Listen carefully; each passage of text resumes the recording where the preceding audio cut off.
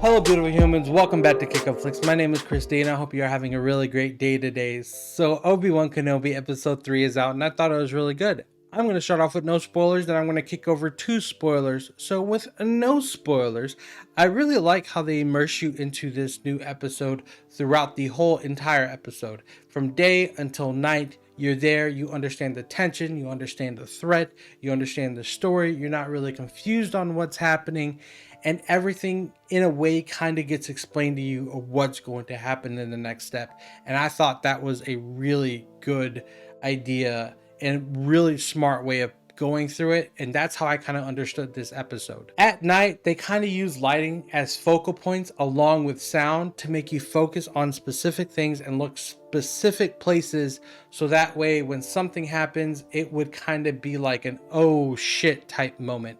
And I thought, well, that was pure genius. That was the icing on the cake for me for that. Now, I will say about this episode that it almost feels like two stories. You have the Obi Wan Kenobi story trying to save Leia, and then you also have the Inquisitor story where you're seeing what's happening, but you want to know more of how everything kind of works, like in a way the mechanicals. It's not so much that it is important, it's just we don't know really of what's happening in this world in this very moment with the Inquisitors. We just know that not everything is as kosher as it should be, but that's just all about we know. So that's all I can say about non-spoilers. So we're gonna jump right into spoilers, and since we are already on the Inquisitors, we're just gonna kick off with the Inquisitors. The fifth brother, let me tell you something. This man is ruthless and I like him, or at least this alien is ruthless and I love him. So what I mean by that is literally with one hand he almost put Reva's head into a table with the force, just like going boom, right? And I thought that was like really cool.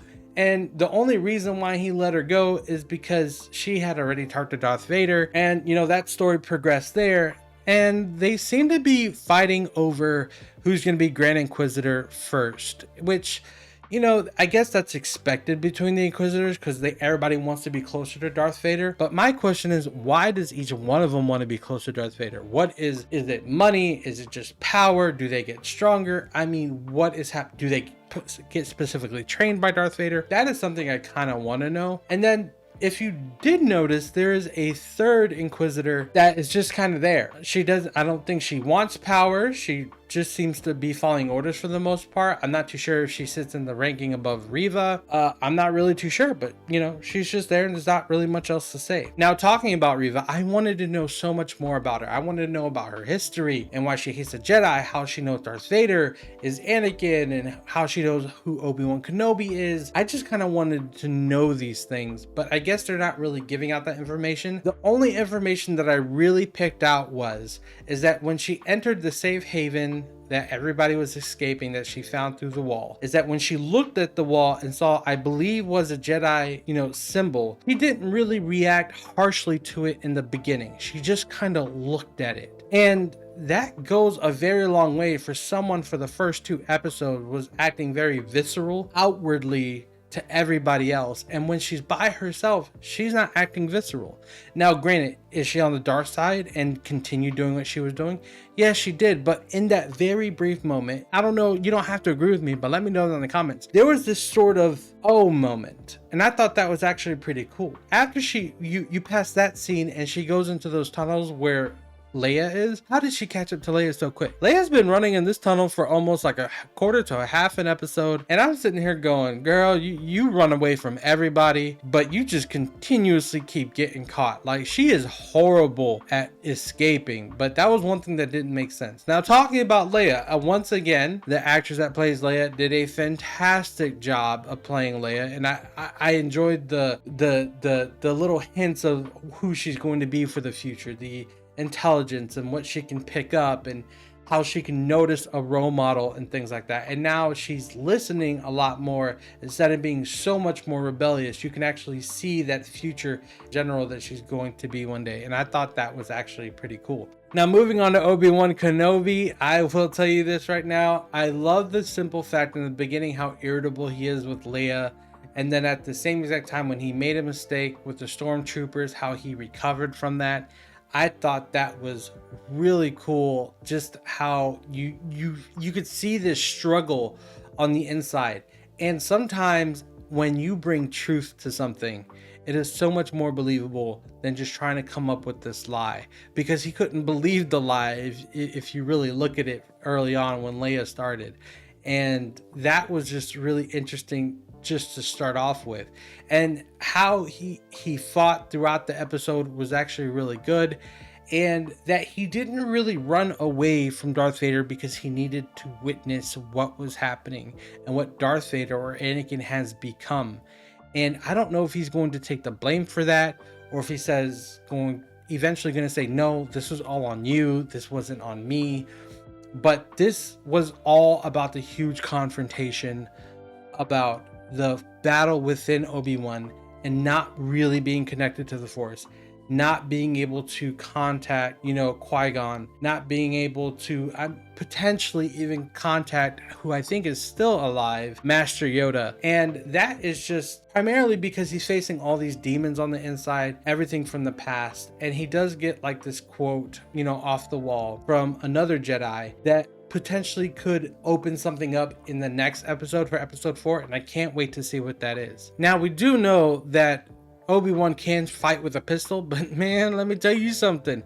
I don't know what's happening with him and the lightsaber, but he's not that good right now. I don't know if you need faith and force and that lightsaber, but he just don't have it. It looked beautiful though. When he turned on that lightsaber and I saw that nice fluorescent blue lightsaber, it was just beautiful. The sound that they used, beautiful. And then when he finally had to meet Vader, whoo, buddy, I mean, Vader was on a totally different story. In fact, he was on a totally different path. I mean, I think if I could see Vader's face, he would be more disappointed, if not nearly asleep during this fight, because I was like, ooh, man, you were gonna get beat up. I didn't think you were gonna get beat up this bad. I thought Vader probably thought he was gonna put up a little bit more of a fight. I will say Obi Wan Kenobi is a very, very broken Jedi, and it is probably going to take a lot for him to come back. I don't know if they're going to do it through a time skip, or if they are just going to some kind of way find some path to give him hope on the inside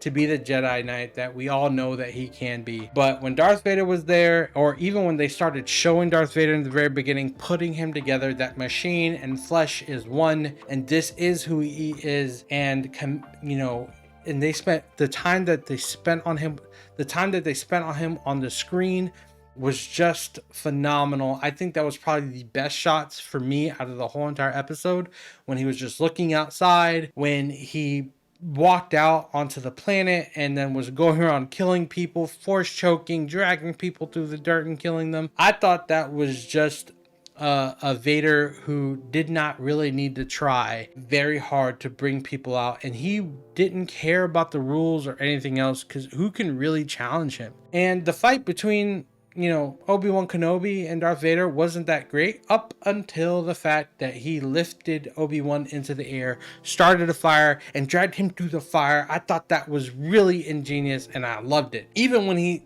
force pushed him away, put out the fire, and then the fire got reignited. Thanks for getting some assistance from an ally, right? Why Darth Vader didn't go after him, and I think it's because there is no reason for him to rush. Obi-Wan is already burned. He has to heal from this burn. He's going to feel pain. And I think Darth Vader is going to take it slow and painful. Slow and painful. He wants to hunt Obi-Wan down. And I think that is why he let him go. Because 100%, Darth Vader didn't need to run. Darth Vader didn't need to do anything or jump over or walk through the fire just to intimidate anything. No, he could have just literally picked him up and pulled him back over and carried him right back over to the ship if he wanted to. But he didn't do that. I think he cares for the chase because he wants Obi-Wan to feel fear. He wants Obi-Wan to feel pain. He wants him to feel what's going on inside. That goes so much more deeper than just trying to pull him back right now and then torturing him in a ship. Now, one character out of this episode that I loved the most, probably just as much as Darth Vader, is the Packer machine that couldn't talk. Oh, that loading machine that couldn't talk. I'll tell you right now, when it comes to menacing and fear, I was terrified of that thing. Now, I don't know if it was completely all robot. I don't know if there was a human inside. I mean, who knows at the end of the day, but I will tell you this right now. When the robot was holding the mallet behind its back, I was like, oh my goodness, are you going to tear this stormtrooper apart?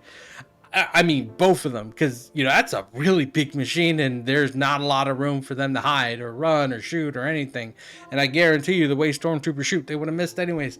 But that one really took the cake for me because I just love this machine. And I honestly cannot wait for episode 4 to come out. I hope I do see this machine again because he looked like an ally. And I just want to see this machine fight for some reason. I don't know. Probably because it reminds me of the Mandalorian just a wee bit, but that's okay. So that was pretty much episode 4 for me. Let me know down in the comments what your favorite part is if you've seen it so far. And if you like what I'm doing, don't forget to subscribe, hit that like button because every time you do, it helps me out with that YouTube algorithm. And don't forget to click that bell notification for every time I post. You won't miss not one thing. And don't forget to kick up and not down. And I'll see you the next time I post. Peace.